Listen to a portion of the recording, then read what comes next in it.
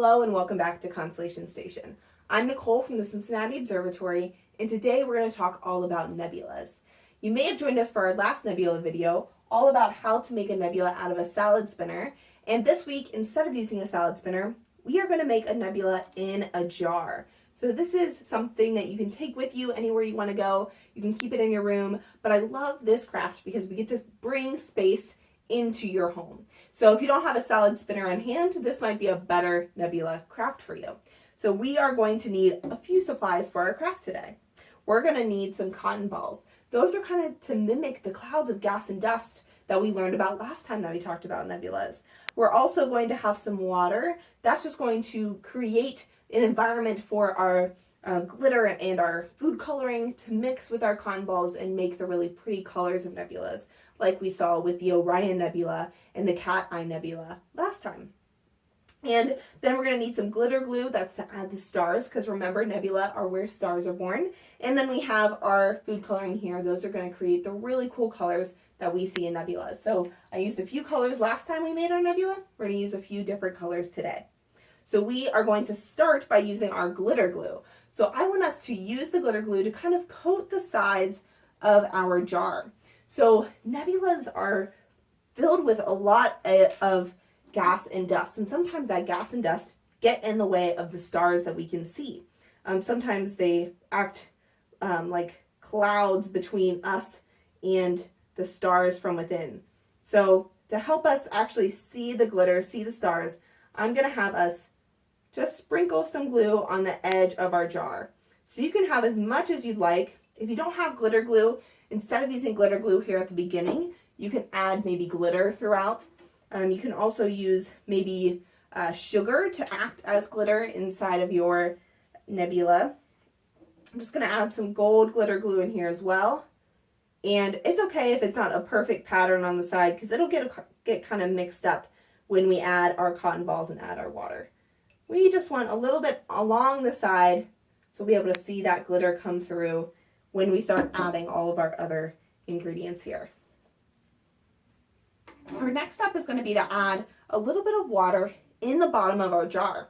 So we'll never need more than what can fit in our nebula jar. So I have another exact same jar here that I'm using. And so I probably won't use all of this water. And I'm going to start by just dumping in about an inch of water in the bottom here. And some of my glitter has already come off the sides. That's okay if that happens to you. We still want that glitter in there just to help mix in and show like stars. I also made a little bit of mess on my desk. Make sure that you have a clean surface someplace where it's okay if you make just a tiny little bit of a mess. And then the last thing we're going to do is we're going to add our first color into our water. So I'm going to add just a handful of drips of my yellow food coloring. You can add really as much as you'd like. The more you add, of course, the richer the color is going to be of the water. If you have a little spoon or something, you can give it a little stir, or you can just shake it up like I'm doing here. There we go. I have just my little bit of like yellow orange water in the bottom. And then next we're going to add our cotton balls to soak up that next color of water. So we have our cotton balls here coming into our water. It's going to capture the water, capture the fluid for us, and keep all of that color on the layer. So just like all of our colors came out with our nebula salad spinner, here we want to do the same thing by adding just one color at a time, letting the cotton balls soak up that color with the water, and then add another color on top of that. So you can always, again, use a spoon or something to press down in there. You want to see the cotton balls start soaking up some of that liquid. Add just a little bit more liquid to this layer here. Oh yeah, it's starting to really soak up into the cotton balls. We are on our way. Okay, so I'm going to add just a little bit more here. Add a little bit more of my food coloring. So see, most of my food coloring is stuck in the bottom. We have some of the just clear cotton balls, white cotton balls up at the top. So next I'm going to add some green here. So some green right in the middle of our nebula.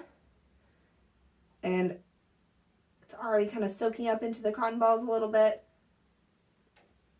I'm going to add just a little bit more water, and then we'll add some more cotton balls to help soak that up even more. Oh, there we go. That's very, very green, but we can still see that the yellow is at the bottom there. So it hasn't completely taken over. We have our different layers, first yellow and now green. Just gonna stuff more cotton balls in there. Again, you can use a spoon if you'd like. If you don't have any food coloring at home, you can always use some paint for this as well. It'll soak into the water, and you'll just want to mix it in with a spoon or something like a popsicle stick. Add just a few more cotton balls in here. Really try to soak up some of that green. We can still see the yellow at the bottom. And you can still see, it's maybe hard to see on the camera, but I can still see all the glitter around the side. Looks like stars shining through. I'm gonna add just a little bit more glitter here on top. Most of my glitter has fallen down off the sides. And that's okay. You can always add more glitter at any time. My motto is there's never enough glitter in a project. So when in doubt, add more glitter. Add more glitter. Just be ready to make a mess. Make sure you have some parent permission before you make too much of a mess at home. All right, so we are ready for our last layer. So we have our yellow, our green, and now we're gonna add a blue layer on top. So I'm gonna pour the rest of my water in. When I did need all that water, that's good. I had that whole jar full of water. Then we're gonna add our blue food coloring. It's gonna fill up all that water, and we're gonna fill it up the rest of the way with more cotton balls. And those cotton balls are gonna soak up this water on the top. Make sure it doesn't mix too much in on the bottom.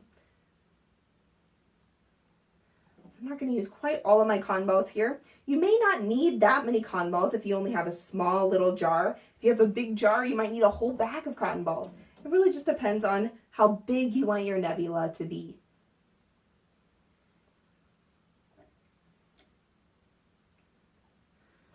Oh yeah, look at that, guys. I have my yellow at the bottom, my green in the middle, and my blue on top. It looks super great. I can see all my stars. And once I'm all done, I can just screw on my cap. I took the cap from our water mason jar here, and now I have my nebula.